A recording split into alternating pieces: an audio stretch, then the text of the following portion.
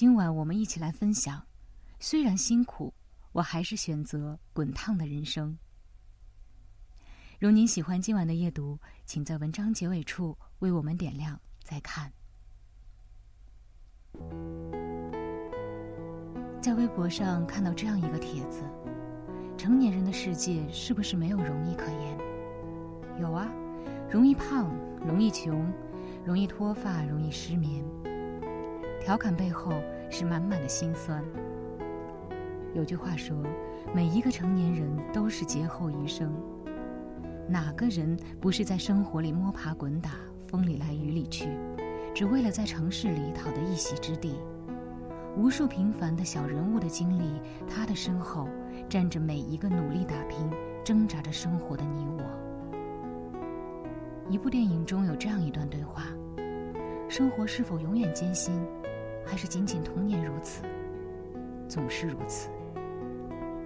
小的时候，我们或许都曾许下过这样的愿望：我想要长大，快些成为一个能够独当一面的大人。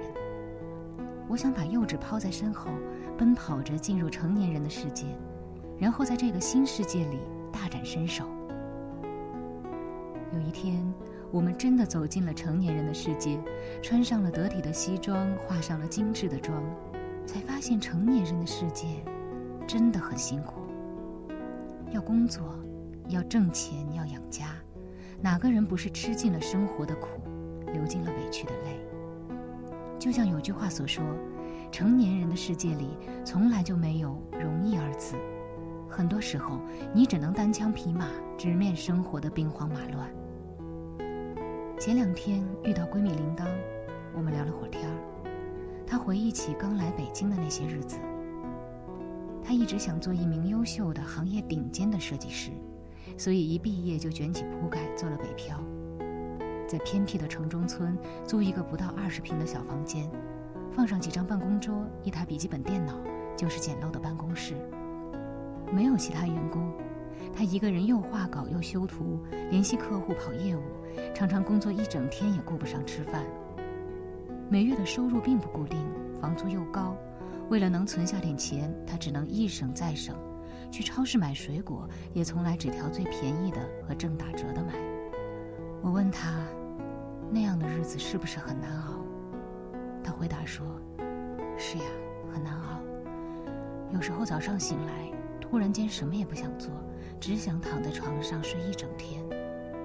可是我又不想放弃，不想就这样懦弱又一事无成地离开北京，所以我只能给自己打气，拼命咬牙坚持，熬着熬着就熬过来了。是啊，没有一份工作是不委屈的，没有一种生活是不辛苦的，只是在面对这些困难与苦痛时，有人选择了逃避，有人则选择咬紧牙关熬过去。你会慢慢发现，再难的事情，熬着熬着也都会有过去的那一天。现在的铃铛手头有了一点小积蓄，换了一间更宽敞明亮的办公室，也获得了越来越多客户的认可。他正一点一点向当初定下的目标走去。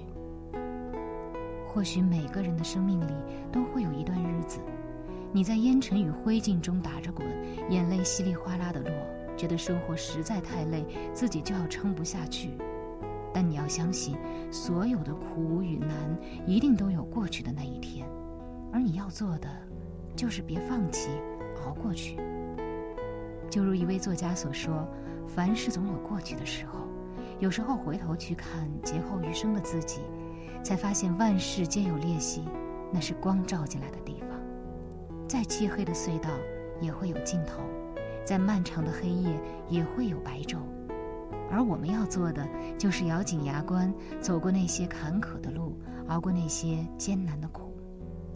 尘埃落定之后，定会有苦尽甘来，遍地花开。有位专门照顾临终病人的护士，他曾询问过许多病人，在生命即将走到尽头时，最遗憾的事情是什么？大多数病人的回答都是一致的：我希望能过属于自己的人生，充满希望与热度的人生。有太多时候，我们被生活的洪流裹挟，活得小心翼翼又身不由己。